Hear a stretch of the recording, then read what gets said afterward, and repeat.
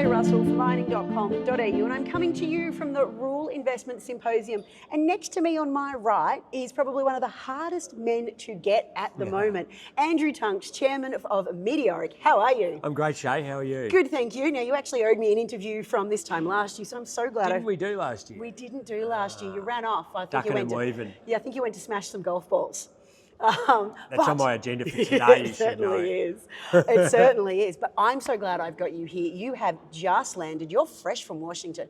We're going to talk about your exciting, the world's greatest ionic rare earth deposit in a second. That's correct. I'm a little dusty from last night. Please forgive me. You're from Washington. You actually have been up talking at the Pentagon with the US government about smashing the Chinese dominance in rare earths. What can you reveal? Well, I can reveal that everyone in Washington is concerned. There's multiple bills, there's multiple congressmen who are worried about the domination of China, not just in rare earths, but in a lot of critical metals. So graphite, lithium and rare earths, they're all very important for the electrification, but for defence. Every jet fighter has maybe 1,000 kilos of rare earth magnets in it. So it's particularly the Generation 5 and Gen 6, the battleships, the subs, every missile, because weight is such a factor and rare earths are so magnetic, so they're very hyper efficient. So everyone in Washington is concerned about that. But nevertheless, navigating the Washington political system is difficult.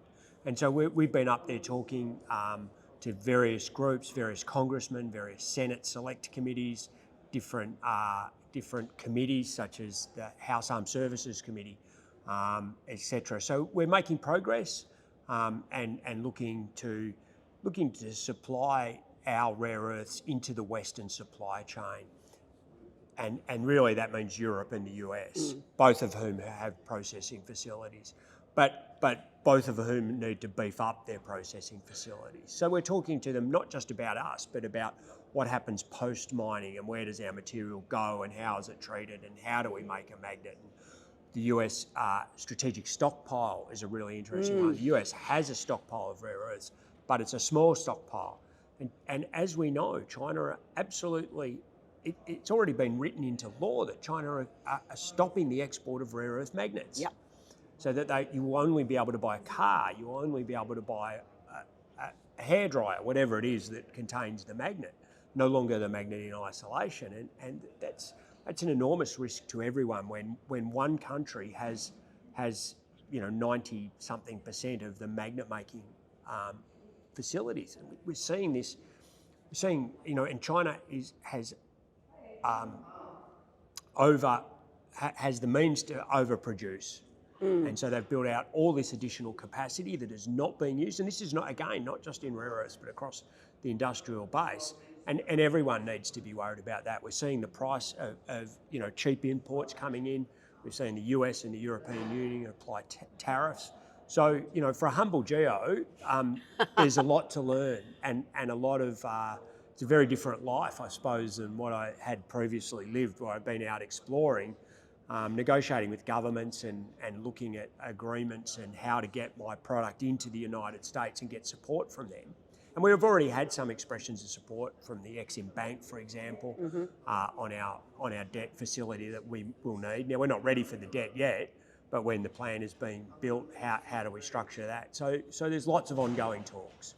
I guess having just come from Washington, I'm sort of putting a political lens on this, is we talk about China's dominance in the rare earth market. They've dominated for 30 years and we're basically trying to turn around a cruise ship on a dime. Is that even possible to start these supply chains from nothing? I think that it is possible in the case of the US. One thing you have to understand, it's not copper, it's not iron ore. The amount of tonnage here for rare earths is quite small. Yep. It's not a giant bulk industrial mineral. So yes, I'm not suggesting that it's easy, but the amount of tonnage is not enormous. So we're not talking about giant gigafactories or anything. And that's partly because the rare earth magnets are so efficient. The other interesting thing that we talked about in Washington over the last few days is not just magnets, but as rare earths in other industries, in the medical imaging industry, in the computer chip industry. So there's other uses for them. There's 17 of them, 16 of them which occur naturally. There's a lot of other uses which people are recognising, and there's some other boom areas we believe that are not considered in some of the forward projections. Robotics. Yes. Right? Yes. When you see those amazing robots doing all that, they are all rare earth magnets that power those amazing dexterity of those robots. Yeah. So there's a burgeoning field of rare earths to go into those robots. So there's so much exciting stuff happening. And as you said in your introduction, we believe that when we have shown now in our scoping study that was produced last Monday, we have shown that we will be the lowest low-cost producer on the planet. And that's incredibly exciting. Now And the highest grade, I believe, as well. Yes. Like it's the highest grade and the lowest cost producer. So I think they come together, right? You mentioned lowest cost. It's lowest cost for a geological reason. And I'm going to tell you that this is, as a good Catholic boy, this is the Holy Trinity, right? It is the largest in contained metal of the ionic clays. It is the highest grade of the ionic clays. And it is the highest recovery of the ionic clays.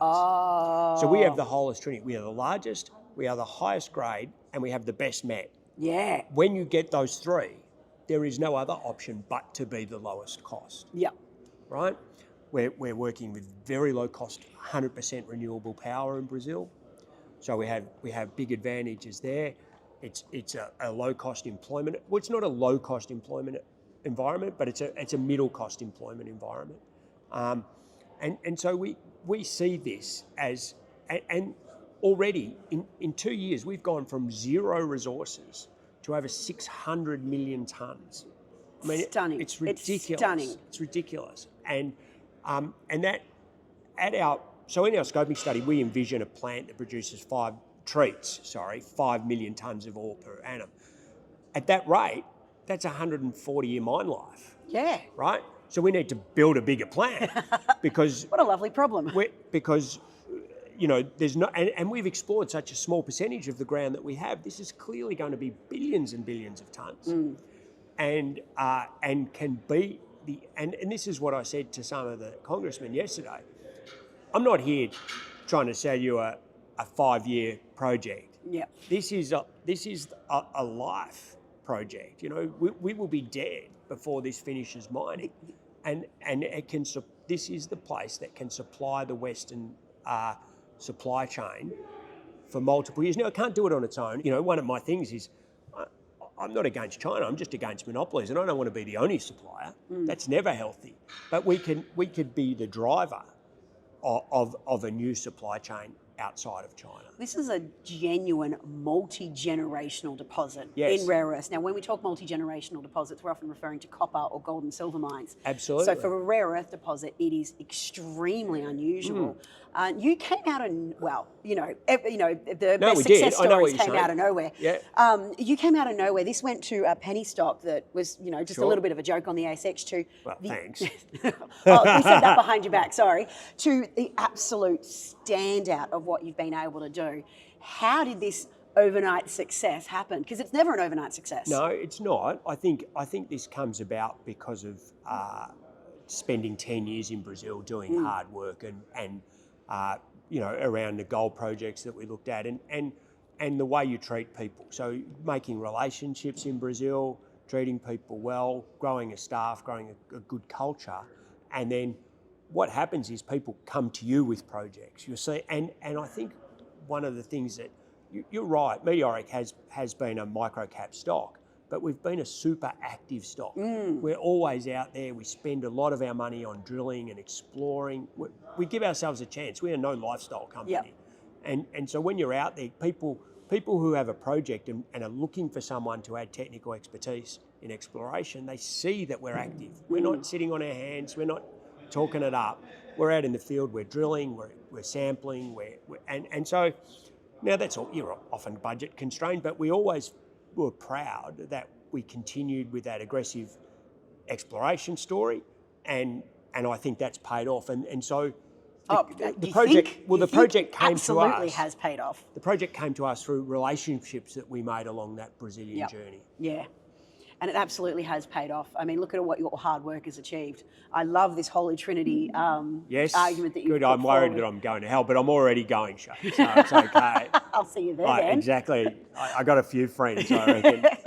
Before we wrap up today's conversation, listen, again, I know, it's not an overnight success story. It's been years of hard work and dedication and knowing what you're doing as well. And I love the Meteoric story and what the rare earth deposit is that you've managed to put together.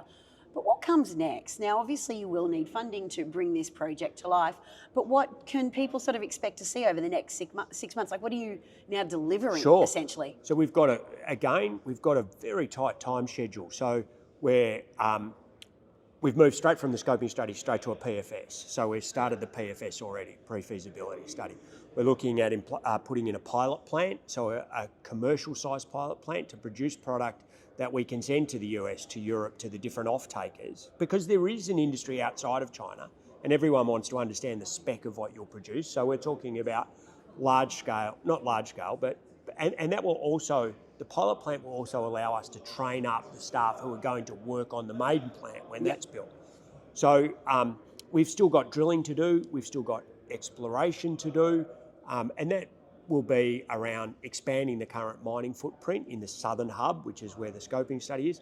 But we know from some of our more regional exploration that we've found some areas, and we've just found them but not followed them up, that have a better concentration of heavy rare earths than what is currently in the resource. At the moment, the resource breakdown's about 1% of the rare earths are heavies. Sorry, that's not true. 1% are terbium and dysprosium, two of the heavies. But we know from our exploration, we sometimes see 3%, 4%. And the terbium and dysprosium are very expensive and pay very well. So we'd like to find areas where that is enriched, and we could mine that as a packet to supplement our income streams over time. Look, this is an incredible story, but I'm going to actually get you to have the final say in today's interview. What is probably one of the best kept secrets about, well, obviously disclosed secret, about your project in Brazil that you don't think people are really paying enough attention to? Well, it's not even about the project in Brazil. I think what I would say, it's the macro. China has smashed the price of the rare earth industry, what you get for selling rare earths, and China completely control that price. And they have driven that price down to stop people coming into production. So they've driven when we discovered this project, the price for a kilo of neodymium praseodymium was $120. It's now $42, right? So they've smashed the price to stop us coming to production. Our scoping study showed that we can produce at $20 a kilo. Wow. So we've still got some headroom. I don't believe that they can shut us down. Now, of course, our profit margins are slim at at these prices, but I think that they can't sustain the prices where they are because no one is making money. Yeah. Not the Chinese, not Mountain Pass, not Lynas. It's a very difficult environment to make money. Now, I don't know what their financials are, so I shouldn't say that about Mountain Pass and Lynas, but it's a difficult environment. Yeah. Okay? And so I'm going to tell you, like Rick Rule would say, or Warren Buffett, be a contrarian investor. Buy in at the bottom of the market, not the top.